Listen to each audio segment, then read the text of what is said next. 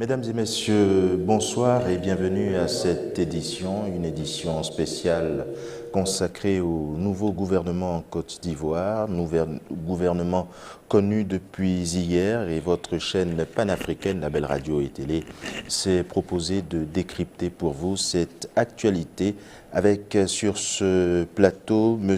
Moussa Barry, observateur de la vie politique africaine. Monsieur Barry, bonsoir. Bonsoir.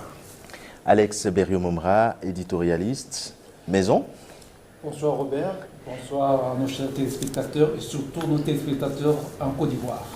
Et Georges Aboké, bonsoir.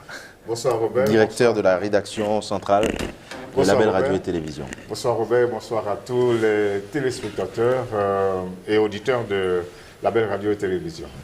Alors depuis hier, comme nous le disions, hier mardi 10 juillet, la Côte d'Ivoire dispose d'un nouveau gouvernement. Un changement qui, selon certains observateurs de la situation politique dans ce pays, pourrait entretenir, voire même attiser les tensions entre alliés. 35 ministres, 36 ministres, y compris le Premier ministre, 5 ministres d'État, un gouvernement resserré autour des tenants du parti unifié. Nous allons tout de suite vous proposer le sujet qui a été consacré à cette actualité.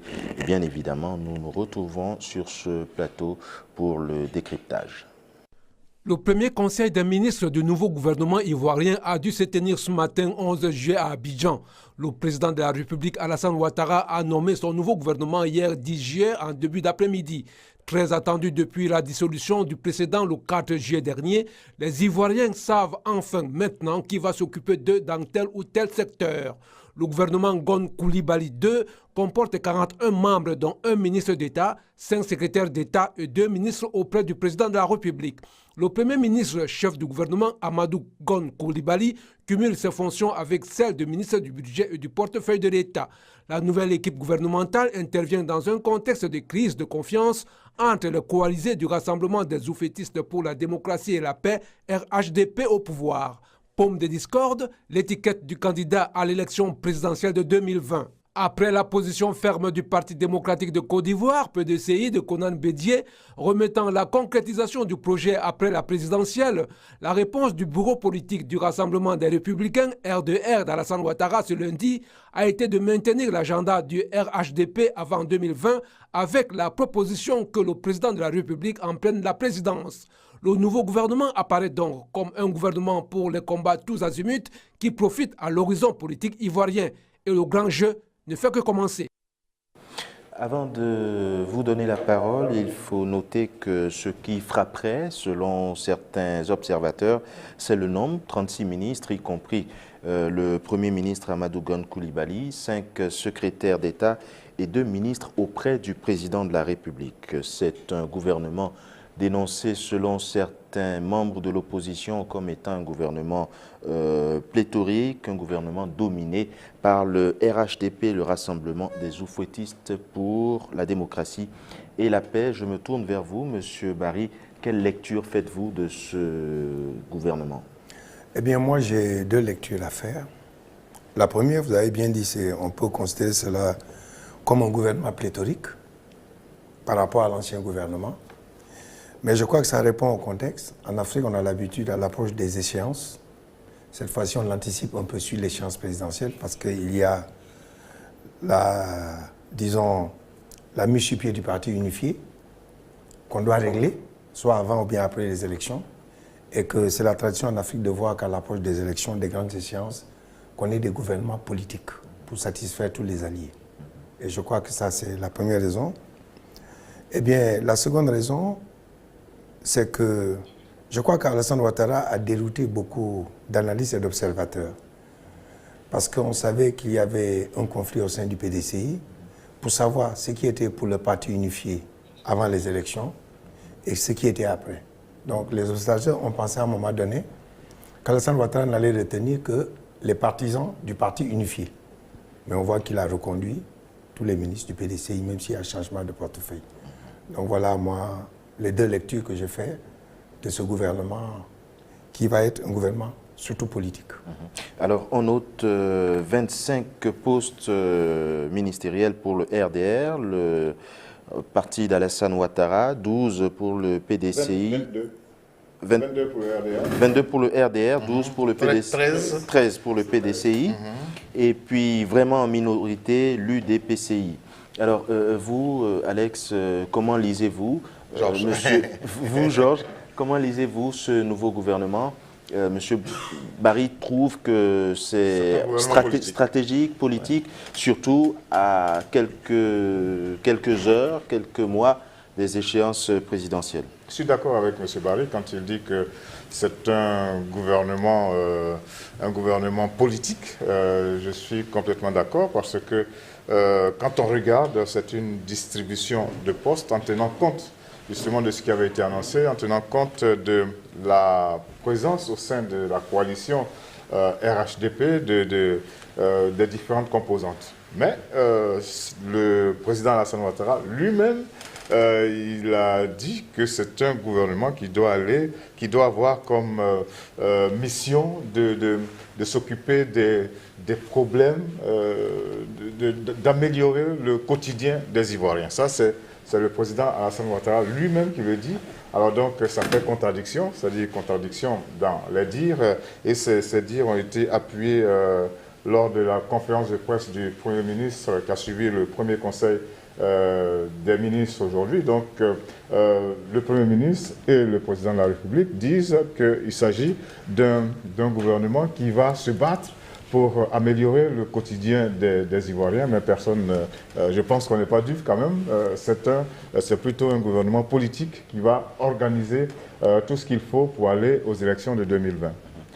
Alors Alex, on va quand même, à la suite de M. Barry et Georges, camper le décor de ce remaniement. On a, en termes de contexte, la volonté d'Alassane Ouattara d'aller sans délai au parti unifié.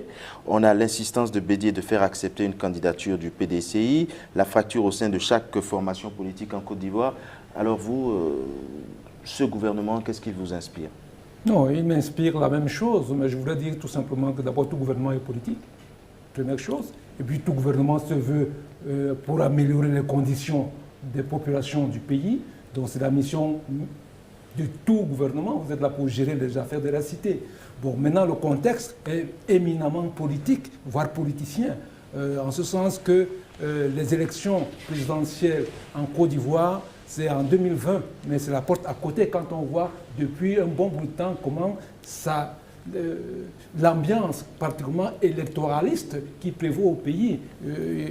Si on prend le cas même seulement du RDR, on ne va pas immédiatement oublier qu'entre le président de l'Assemblée nationale, Guillaume Soro, et le président de la République, il y a eu quelques bisbilles depuis un bon bout de temps. Ça semble un peu se calmer, mais ça ne veut pas dire que rien n'existe plus. Maintenant, devant tout le monde, je pourrais dire la crise de confiance au sein du RHDP, à savoir le président Bédié qui voudrait d'accord pour un RHDP, mais après les élections, et le président de la République, chef du RDR, qui veut le RHDP avant les élections. Pourquoi? Tout simplement parce qu'ils ne s'entendent pas sur la candidature à présenter. Et parce qu'ici, les dés ne sont plus les mêmes, comme ils se sont entendus lors des dernières élections. Donc, le contexte est un contexte éminemment politique. Et par conséquent, le gouvernement qui vient d'être mis sur pied est un gouvernement évidemment très politique, ou je voudrais même dire très politicien. Et le discours sur l'amélioration des conditions de vie des populations est là tout simplement pour accompagner, mais évidemment, c'est davantage pour mener des combats politiques. Mais moi, ce que je voulais ajouter, c'est qu'il y a quand même des ministères techniques qui ont été mis en place, notamment un ministère chargé de l'hydraulique. Bon, quand on parle d'hydraulique, on parle forcément justement du quotidien des populations. Donc l'un dans l'autre, bon, on peut dire que, comme l'a précisé Alex, eh bien, c'est vrai qu'on va aller aux élections, il va s'agir d'organiser les élections. Mais en même temps, bon, on essaie de regarder un peu, parce que quand je parle du ministère de l'hydraulique particulièrement, parce qu'il y a une forte crise en matière d'accès à l'eau potable qui sévit à la fois à Abidjan et surtout dans la deuxième grande ville du pays, à Bouaké. Et donc, bon, cela certainement a nécessité la mise en place de ce ministère. Il y a quelques autres ministères comme ça. Mais N'empêche que ce qui prédomine, c'est l'élection de 2020 et comment s'organiser pour aller à cette élection en 2020. Alors, comment s'organiser pour aller à ces élections? On note aussi qu'aujourd'hui, le Premier ministre a fait une sortie après son Conseil des ministres. Est-ce qu'on peut revenir dessus? Alors, le Premier ministre, l'une des choses l'un des points parmi les plus importants, c'est que les ministres qui appartiennent au PDCI, c'est-à-dire au Parti démocratique de Côte d'Ivoire dirigé par Henri Konan Bédié, eh bien, ces ministres-là, effectivement, sont les ministres du PDCI, mais ce sont des ministres qui n'ont pas l'aval de Henri Konan Bédié. Et là, c'est l'une des marques de la fracture à l'intérieur du RHDP, parce que nulle part le PDCI n'a dit qu'il ne participait plus au RHDP, mais en même temps, les ministres qu'on maintient au gouvernement sont des ministres qui sont un peu en dissidence dans le PDCI. Et donc, cela veut dire qu'il y a forcément quelque chose qui ne va pas entre le président Bédié et le RHDP, ou entre le président Bédié et Alassane Ouattara carrément. Mais est-ce qu'on peut quand même revenir un peu sur la configuration des différents portefeuilles, le profil des ministres? Oui, je vais prendre le mot de notre ami Georges, qui disait qu'il y a des ministères techniques, ce qui est tout à fait normal. Et surtout, il a pris comme exemple le ministère de l'hydraulique par rapport à l'accès à l'eau potable, lorsque la deuxième ville comme Bouaké vit des pénuries qui sont assez terribles quand même. Mais ce que je constate, c'est qu'on confie ce ministère au numéro 2 du DPCI. Alors lui, il s'attache d'abord et surtout politique. Vous comprenez bien. C'est-à-dire, si on avait donné ça à des technocrates, on peut faire, normalement dans des situations pareilles, on peut faire un mélange d'hommes politiques et de technocrates. Mais quand vous regardez la plupart des profils, c'est des profils politiques. Et cela, ce qui compte pour eux, surtout si nous prenons du DPCI qui a donné son aval pour le parti unifié, vous voyez bien, c'est pour consolider leur base. Et généralement, on sait comment ça se passe. On ne fait pas appel à des experts, à des techniciens, mais on fait appel à sa clientèle politique pour consolider cette base. Donc je dis, voilà pourquoi il y a énormément de paradoxes, énormément de contradictions. Et la contradiction la plus frappante, c'est le PDCI. Parce que le PDCI, jusqu'à présent, il n'y a pas de visibilité. Depuis longtemps d'ailleurs. Le PDCI affirme par la voix de son premier responsable qu'il va présenter un candidat pour l'élection présidentielle. Mais comment peut-on prétendre rivaliser contre le RDR en maintenant des ministres dans ce gouvernement? Ça va dérouter et la population et aussi les militants. Parce qu'il faudrait que le PDCI prenne ses responsabilités pour qu'on sache quels sont ceux du PDCI qui veulent cheminer dans le parti unifié et quels sont ceux qui attendent d'abord.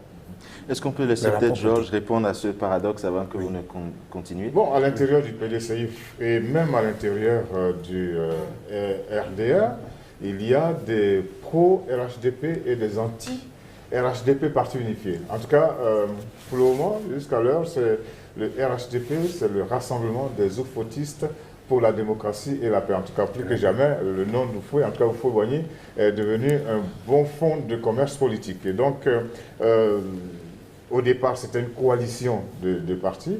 Maintenant, il est question de transformer cette coalition en parti unifié. Et quand on regarde à l'intérieur de ce gouvernement, les ministres qui ont été maintenus, c'est-à-dire il y a des ministres PDCI qui ont été maintenus, il y a même des ministres PDCI qui ont été rajoutés. Et donc, tout cela sont des... Alassane Ouattara l'a dit dans sa note qui cassait le gouvernement précédent. Eh bien, ce gouvernement va être un gouvernement RHDP plus société civile. C'est un peu ce qu'on constate. Donc, à l'intérieur du PDCI, il y a ceux qui sont en dissidence avec le président Bédié, donc qui sont maintenus au gouvernement ou qui sont rajoutés. Et donc, on a... c'est vrai, une section, en tout cas une présence du PDCI, mais sans l'aval du président Bédié. Je vous laisse continuer. Oui, mais c'est-à-dire que moi je crois que le président Bédié il doit éclairer l'opinion. Je crois que le PDCI, doit donner son point de vue par rapport à ce gouvernement et expliquer à l'opinion pourquoi jusqu'à présent ils font chemin ensemble, ils cheminent avec les RDR. D'autant plus qu'il y a une tension. Est-ce qu'il n'y a pas une volonté cachée quand même du président Bédié de se porter candidat en 2020? Moi, je pense que plutôt, il prend le temps de résoudre la crise. Parce qu'actuellement, en Côte d'Ivoire, tous les partis politiques traversent une crise, des dissensions, des contradictions. Tout. Que ce soit les partis de l'opposition, qu'on peut appeler l'opposition réelle, historique, que ce soit les partis au pouvoir, puisque notre ami vient de souligner tout de suite les contradictions qu'il y avait au sein du RDR, qui sont aussi énormes. Alors, je me demande, certainement, ils prennent du temps, les deux alliés, pour taire leurs problèmes internes. Mais je crois que ça ne facilite pas une bonne lecture. Ce serait beaucoup plus cohérent de la part du PDCI, à partir du moment où ils veulent présenter un candidat, on ne sait même pas lequel, à l'élection présidentielle, il ne reste plus qu'une année et demie. C'est vrai qu'on a dit que ce gouvernement est provisoire. On attend les élections régionales et locales pour apporter des réajustements. Peut-être que c'est ce moment-là aussi que Bédié attend pour voir quels sont les rapports de force, pour prendre son indépendance par rapport à RDR et pouvoir se positionner pour l'échéance présidentielle qui est l'échéance la plus importante. Est-ce que, Alex, vous faites la même lecture?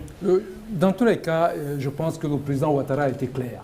Quand il a dissous le gouvernement, le 4 juillet, il a bien dit qu'il veut un gouvernement. Il a donné comme mission au Premier ministre qui a été reconduit tout de suite, M. Gon Coulibaly, de proposer un gouvernement aux couleurs RHDP. Alors aujourd'hui, tout ce gouvernement est aux couleurs RHDP. Qu'on appartienne au RDR, qu'on appartienne au PDCI, qu'on appartienne à l'UDPCI, alors tous ces gens, toutes ces personnalités sont couleur RHDP tout de suite. Parce que c'est là, parce que c'était que RHDP en tant que tel, il n'y aurait pas de problème. Mais c'est ceux qui veulent le RHDP tout de suite, c'est-à-dire avant 2020, qui sont là-dedans. Un vernis de société civile, ce n'est qu'un vernis.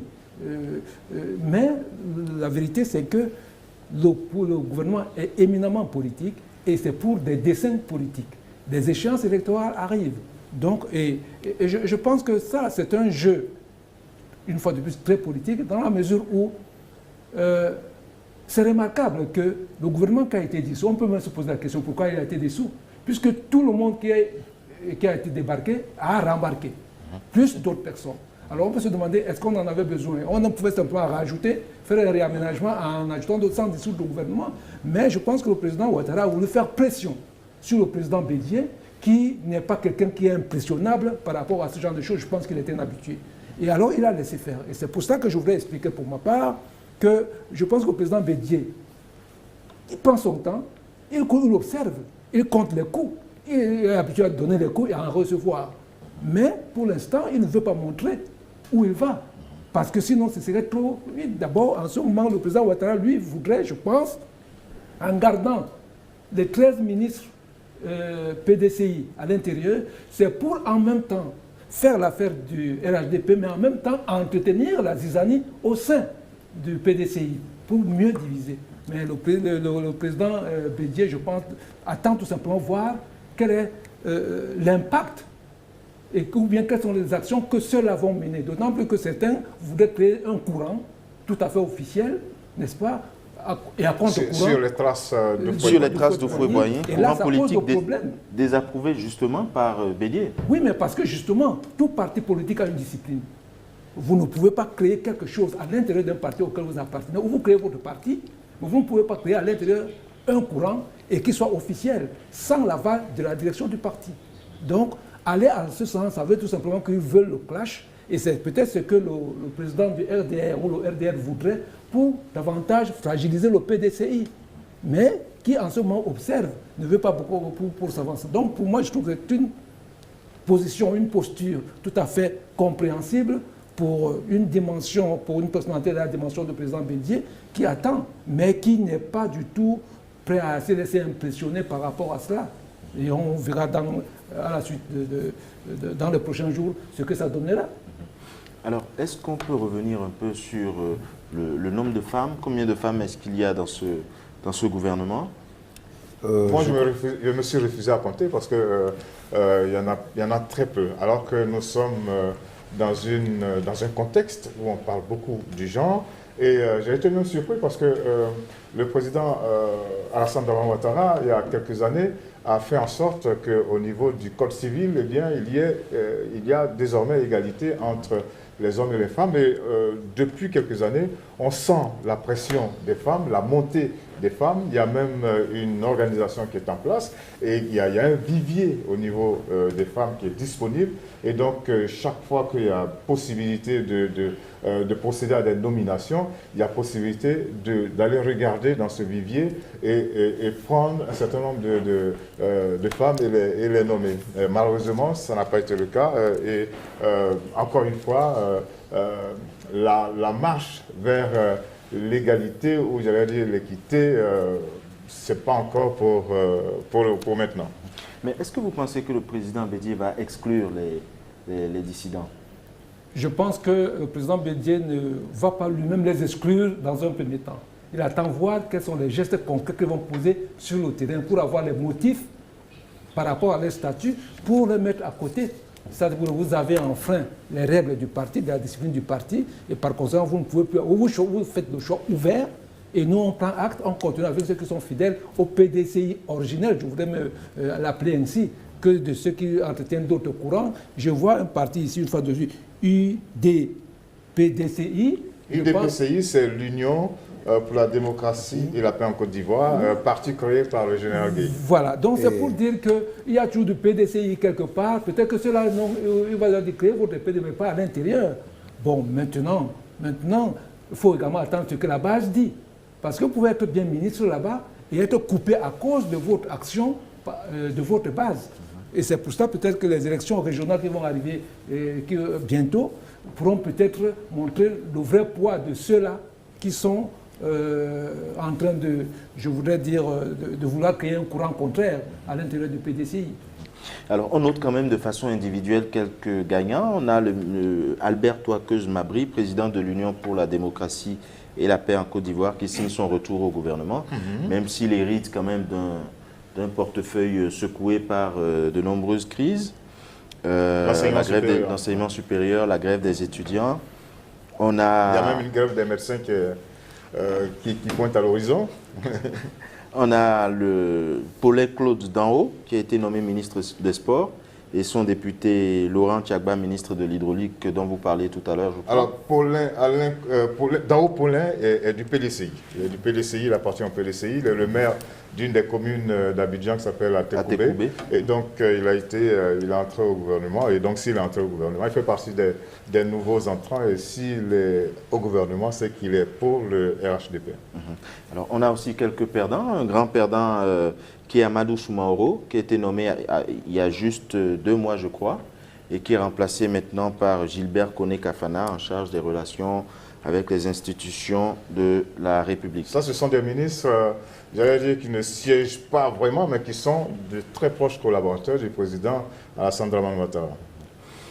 Et puis Bruno Koné, personnellement missionné par Ouattara pour mettre de l'ordre au ministère de la Construction, dont on dit qu'il serait miné par la corruption, même s'il a été évincé de son poste de porte-parole de gouvernement. Voilà, ça, je n'ai pas compris parce que, bon, selon moi, je pense qu'il a bien fait le service, il a bien porté la parole. En tout cas, il a assuré. Et puis, moi, la surprise, c'est qu'il sort d'un secteur, bon, le gouvernement, c'est ça aussi, il sort d'un secteur qui est, j'allais dire, le sien, c'est-à-dire celui des NTIC, et il se retrouve au niveau de la construction et de l'urbanisme. Là-bas aussi, c'est vrai qu'il y a beaucoup d'ordre, qu'on appelle ça, il faut mettre de l'ordre dans les choses, mais bon, je suis quelque peu surpris de cette permutation. Oui. Et on note la résurgence des secrétariats d'État. Voilà. Comment est-ce qu'on pourrait l'expliquer? Monsieur Barry? Oui, mais c'est justement ce qui a donné à ce gouvernement de l'enflure. Parce qu'il fallait satisfaire toute cette clientèle politique et aussi soulager certains ministères de souveraineté, des ministères clés. Vous comprenez bien que le Premier ministre, qui reçoit le portefeuille du ministère du Budget et du portefeuille d'État, ou de son travail de coordination gouvernementale, il n'a pas assez de marge pour vraiment se consacrer à ce département. Donc il a besoin d'être aidé. Et donc si vous remarquez, la plupart de ces secrétaires d'État, il y a chargé de la promotion de l'investissement. Vous savez, nous savons la passion qu'Alassane Ouattara a concernant l'économie, les investissements. Tout dernièrement, même dans les déclarations de Bédié, il disait qu'on pouvait, pour lui, faire des omelettes sans casser les œufs. C'est-à-dire qu'il fallait aussi rassurer les investisseurs. Parce que vous savez, quand il y a une fièvre politique et une tension, il y a un impact sur le plan économique.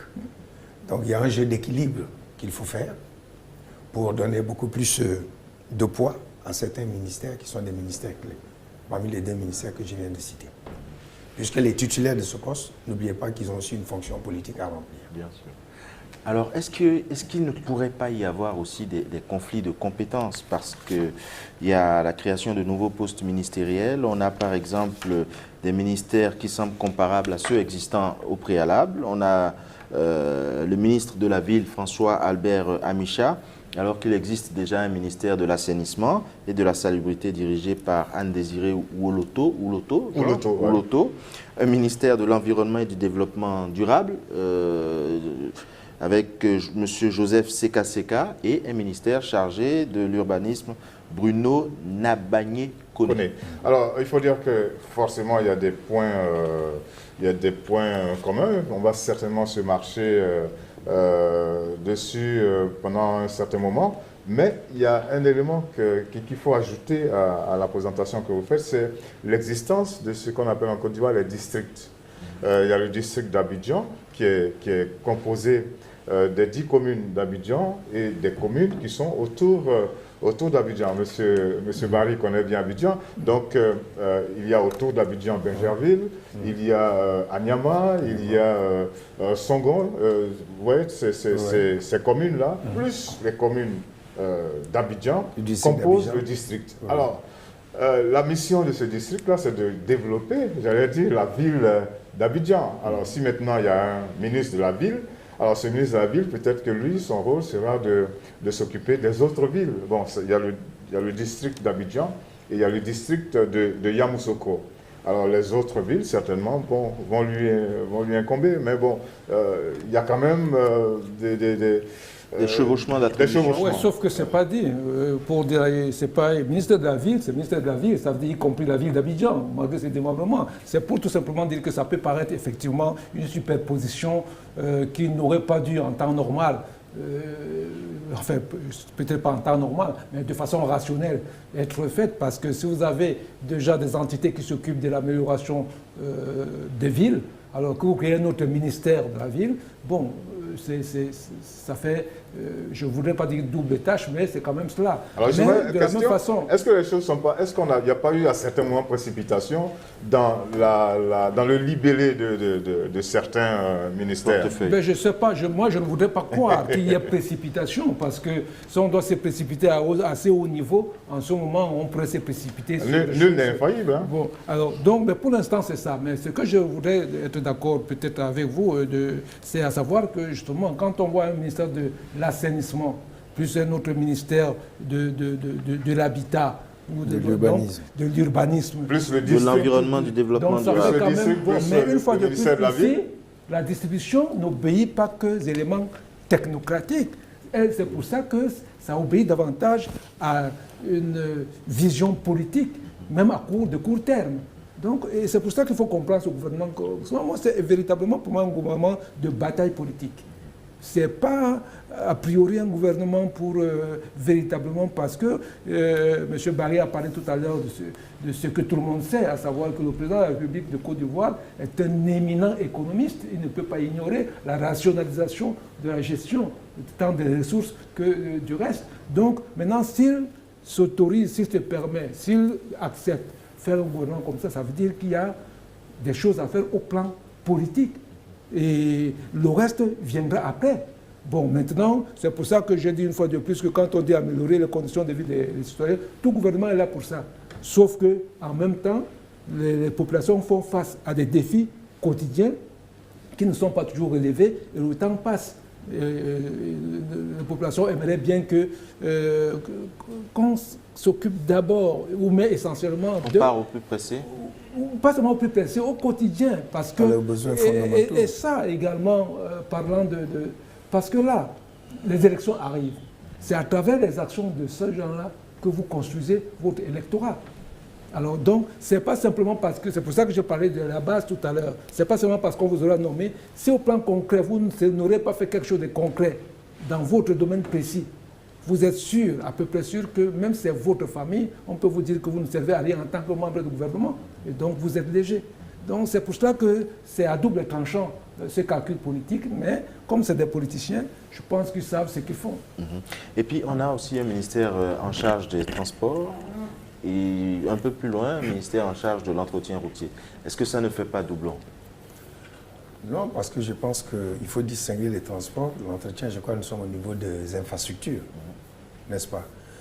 Bon, je crois que si on revient au ministère de la Ville, lorsque on décide de créer des ministères ainsi, le rôle du chef de gouvernement, c'est de leur confier des missions précises, ce qu'on appelle généralement la feuille de route. Et je suis sûr que ces ministres qu'on vient de nommer, eux-mêmes ne savent pas, surtout le ministre de la Ville, jusqu'où s'arrêtent ses prérogatives et où ça commence.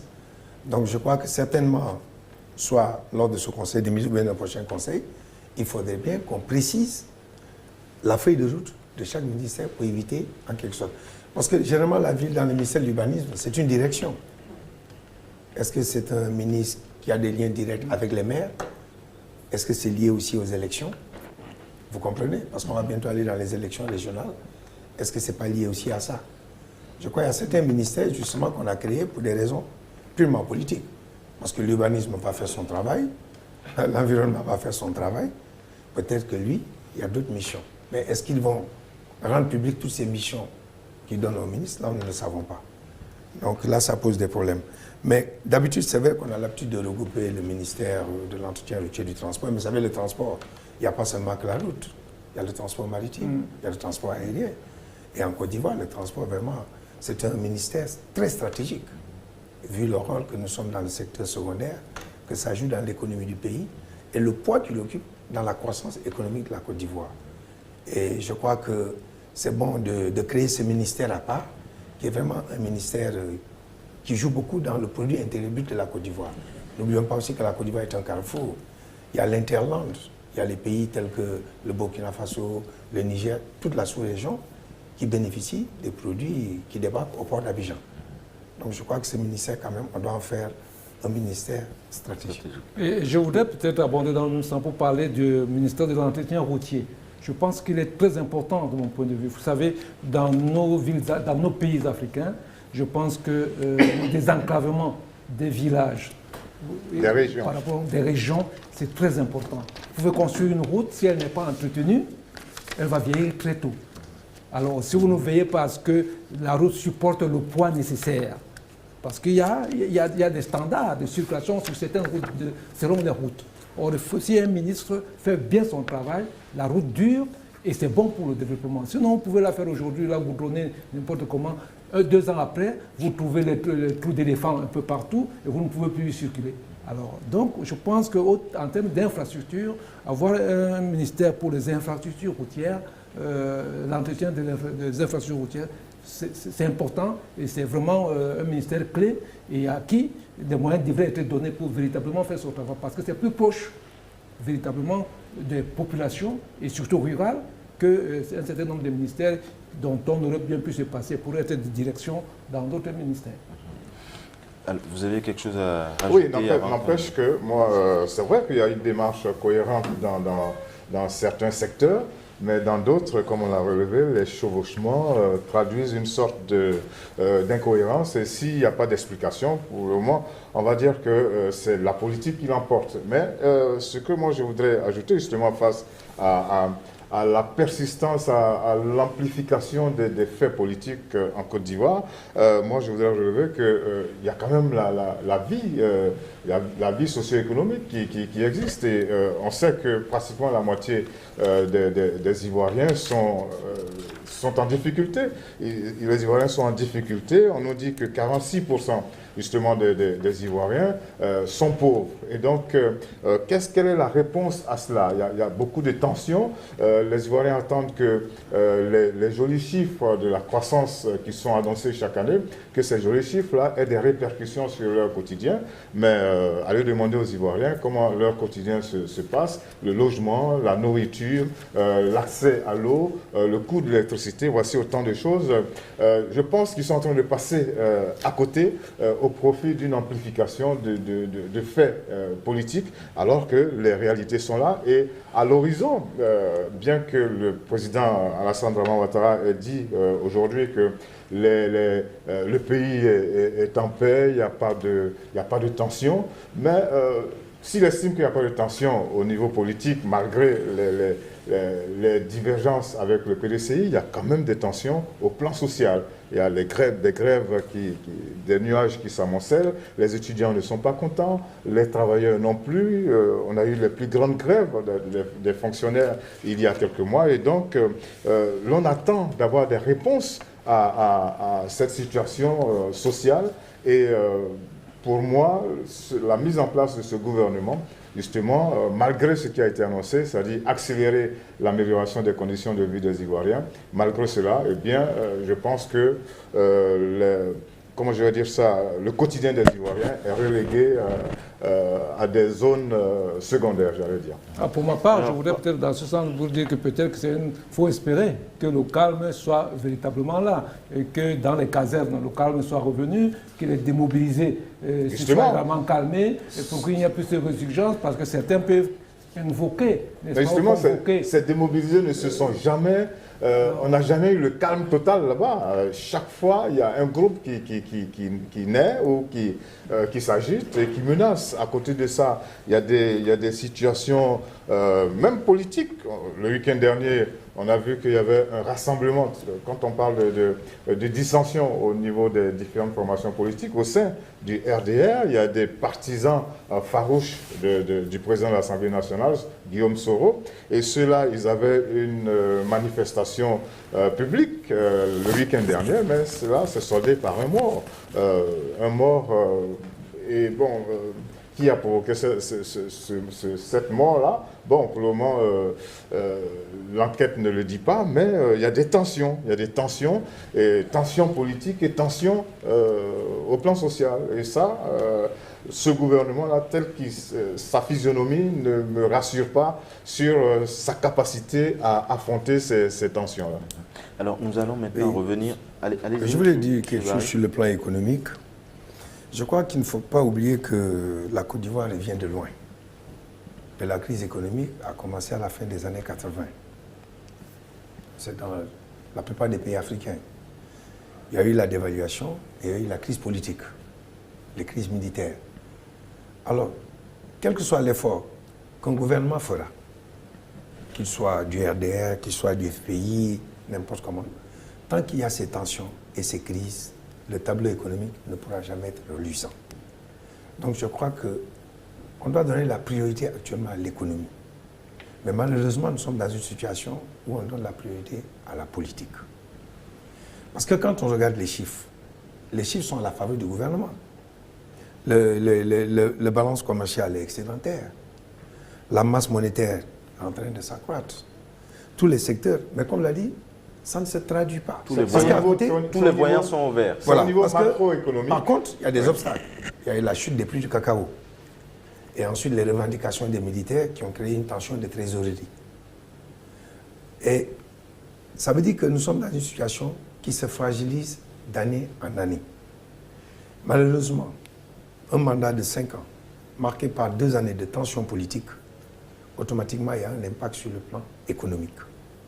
Et je crois que c'est bien de faire des tables rondes sur les problèmes politiques, mais c'est intéressant pour les pays africains, à l'exemple de la Côte d'Ivoire, de revenir sur l'économie. D'ailleurs, le président Bongo avait une formule qui disait, lorsqu'il rencontrait les entrepreneurs, il leur disait chaque fois, faites-moi de la bonne économie et je vous ferai de la bonne politique.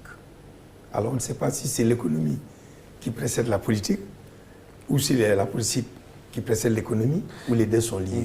Mais je crois qu'il faut donner aussi beaucoup d'intérêt à l'économie et accorder beaucoup d'importance aux entrepreneurs. quelle que soit la tâche politique qu'on doit mener, on ne doit pas mettre de côté les questions économiques. Certainement, c'est la raison pour laquelle le Premier ministre, on lui a confié son portefeuille. Vous savez, c'est bien ce que vous dites, mais en même temps, la réalité, elle est là. Dès que le président Alassane Dramane Ouattara a été réélu en 2015, il y a eu tout de suite la mise en place d'une nouvelle constitution. Ensuite, on a nommé un vice-président, ce qu'on n'avait jamais vu. Bon, alors, pour dire que la politique prend le pas sur tout le reste. Et puis, regardez, vous allez voir qu'aujourd'hui, tout ce qui est politique, vraiment, occupe l'attention de tout. Il y a un problème qui persiste jusqu'à présent. Il y a 2 ou 3 semaines, on a dénoncé, on a, disons, parlé des inondations en Côte d'Ivoire. Elles ont été violentes. Ce n'est pas le fait moi je peux le dire, ce n'est pas le fait du gouvernement. Il a vraiment plu, vraiment beaucoup d'eau et il continue de pleuvoir.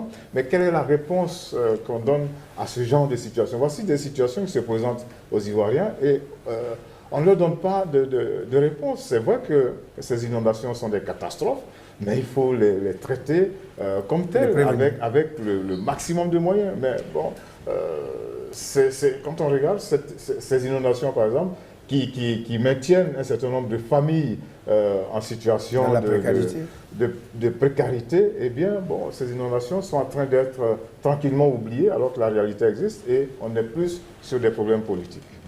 Nous allons revenir quand même sur un fait politique qui a été en amont de ce gouvernement, de ce nouveau gouvernement, de ce remaniement ministériel.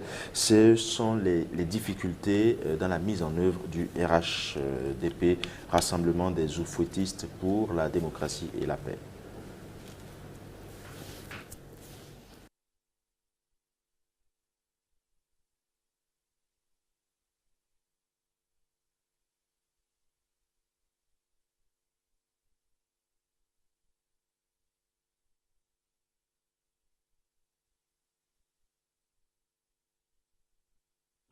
Sans trahir les décisions du 12e congrès du PDCI-RDA, je donne des orientations fermes. Alors, voilà, nous nous excusons pour ce sujet qui n'était malheureusement pas entièrement audible et nous reviendrons certainement dessus, sachant que nous en avons déjà parlé dans nos précédentes éditions. Oui. Alors les dernières images qu'on a vues, on a vu le président Henri Konan Bédié du PDCI parler, en fait c'était ce que l'on a baptisé l'appel de Daoukro.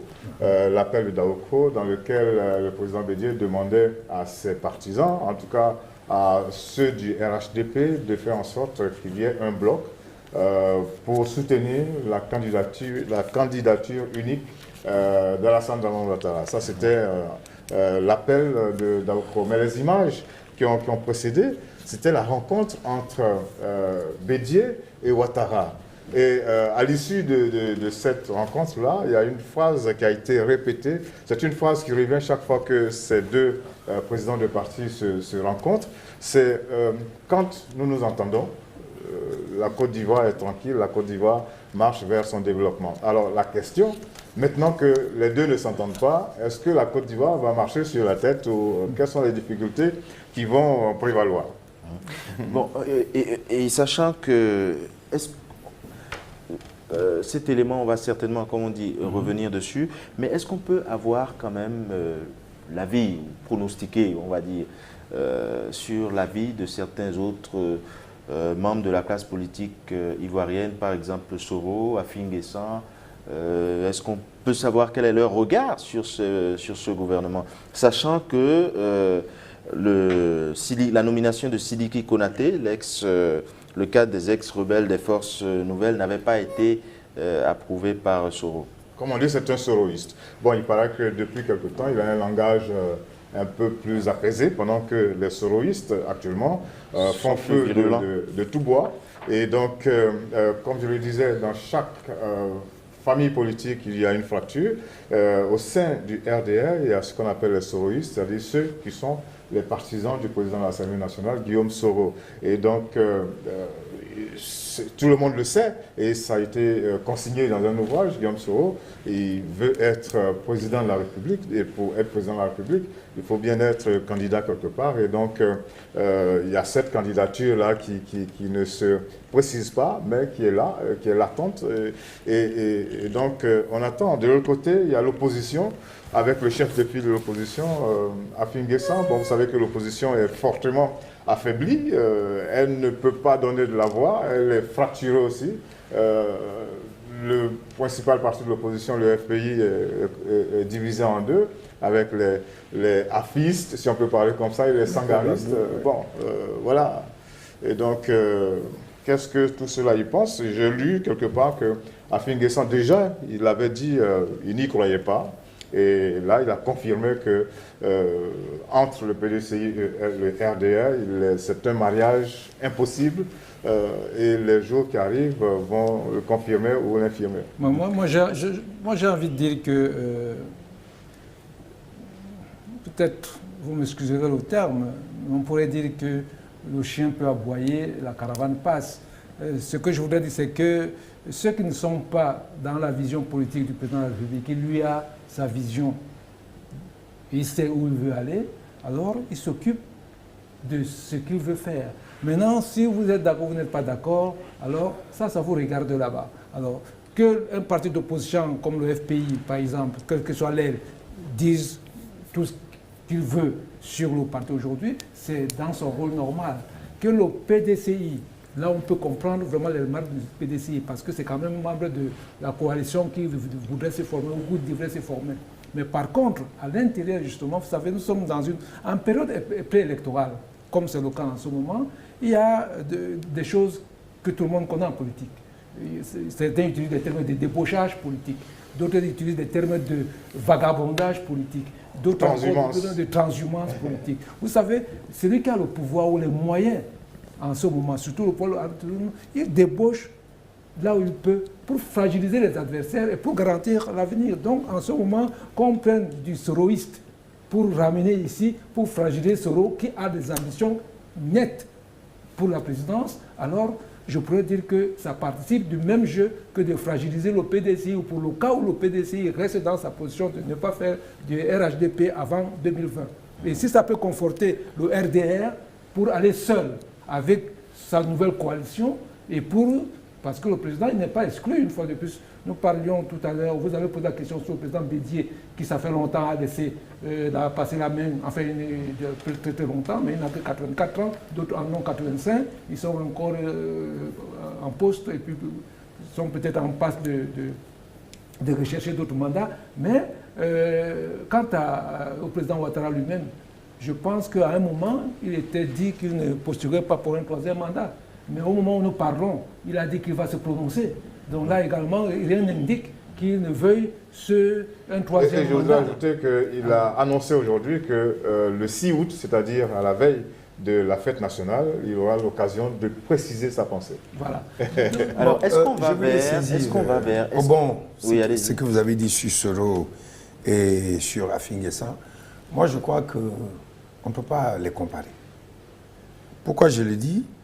Soro, je crois que Soro a son objectif, vous l'avez bien précisé. Et il ne démord pas de cet objectif. C'est les circonstances qui font que souvent il prend du recul. Il y a des moments où il cherche à marquer des points. C'est un caillou dans la chaussure du RDR, qu'on le veuille ou non. À mon avis, Ouattara a commencé à changer de position parce qu'il disait qu'il n'allait pas se présenter. Il a dit, à quel moment il a dit, a priori, la Constitution ne me l'interdit pas, c'est quand un problème de succession se posait au RDR, avant qu'il y ait la réticence du PDCI pour le RHDP. Donc je crois que Soro a brouillé les cartes à l'intérieur du RDR et amené Ouattara à ne pas envisager sa sortie de la présidence de la République. Je crois qu'il craint plus Soro que Bédier. Pourquoi? On sait que, qu'on le veuille ou non, d'après les accusations, c'est les hommes de Soro qui sont derrière toutes ces revendications que nous avons eu à Bouaké. Et Soro montre son indifférence totale. Lorsqu'il y a eu le congrès, il n'était pas là. Lorsqu'on a nommé le gouvernement, il s'est retrouvé au Canada. Mais il est très rusé. Il a tenu à féliciter Sidiki, disant que c'est son ami. Parce qu'il sait qu'il ne veut pas, disons, rompre totalement avec le RDR. Je crois que Soros, ce qu'il attend, c'est le départ de Ouattara pour instituer des rapports de force à l'intérieur du RDR. Et d'ailleurs même, il y a une bataille pour les élections locales. Oui. Au nord, actuellement, il est en train de se positionner à faire Kessédougou. Et le Premier ministre, lui, il est du côté de Kourougou. Donc, il est en train, son objectif, il n'en dément pas. Quant à Afi, le fait qu'il n'arrive pas à, disons, réunir tous les FPI, et qu'on le voit comme un collaborateur du pouvoir en place, les éléments les plus radicaux, je crois que sa situation est beaucoup plus difficile. La preuve, Ouattara n'hésite pas à appeler tout le temps Solo. Ils ont des entretiens assez secrets, discrets, mais que la presse dévoile pas après. Parce que lorsqu'il y a eu des mots assez durs dans les réseaux sociaux à l'égard de certains membres du RDR par certains soloristes, il a demandé que Solo se débarrasse de ces gens-là. Et Solo a refusé. Donc je crois que c'est lui plutôt qui est le cauchemar de Ouattara à l'heure actuelle que Bédié. Alors, quelle peut être, avant de conclure cette émission qui est presque terminée, hein, quelle peut être la suite du tandem Ouattara-Bédié? Est-ce qu'on pourrait aller vers une entente inespérée? Est-ce que la rupture va être consommée et que le fossé va se creuser entre les deux hommes? Ou est-ce que Bédié tentera plutôt un rapprochement vers une opposition de plus en plus, qui présente en tout cas des signes de grands malades? Le PDCI se disloquera-t-il? Voilà autant de questions qui foisonnent dans les esprits. Ça fait beaucoup de questions et je pense que le développement de l'actualité dans les jours qui vont suivre, ce développement va nous permettre d'avoir un certain nombre de réponses. Mais moi, il y a des indiscrétions qui me sont parvenues et qui disent que la forme de discorde, d'abord entre Ouattara et Bédié, c'est que quand ils se sont retrouvés pour parler du parti unifié, le RHDP, eh bien, chacun des deux a plus ou moins dit qu'il serait candidat pour 2020. Alors, si les deux sont candidats, ça veut dire qu'il y a problème. Alors, est-ce que le problème ne vient pas de là? Deuxième question, on sait qu'il y a 3 grands partis en Côte d'Ivoire et qu'il est difficile de remporter tout seul une élection présidentielle. Alors, est-ce que Ouattara a bien jaugé les choses? Parce qu'on a eu déjà un rapprochement, des tentatives de rapprochement entre le PDCI et le FPI. Et je ne suis pas sûr que le FPI puisse se rapprocher à moins que Ouattara vise le premier tour, qu'il n'y ait pas de second tour. Donc voilà, des questions que l'on se pose. Et bon, la suite, on la verra dans le développement de l'actualité dans les jours, les semaines et les mois à venir. Le véritable jeu, le grand jeu politique en Côte d'Ivoire, pour moi, a véritablement commencé maintenant avec ce gouvernement qui est tout un message. Alors, tout un message par rapport à des visées, par rapport à une vision, par rapport à une démarche, et que les uns et les autres s'observent et ils vont se donner suffisamment de coups, ça faut le dire, mais c'est une course de fond jusqu'en 2020. Alors, il faut dire que chacun est bien armé, quelque part, prend ses dispositions. Je pense qu'il faut suivre ça de très près. Alors, il y a un premier test avec les élections locales. Monsieur Barry l'a et qu'on veut coupler avec les législatives. Voilà, il y a ça déjà qui arrive là dans les semaines à venir. Mais il y a aussi que les Ivoiriens sont fatigués quand même de 20 années de crise. Ça, il ne faut pas se le cacher.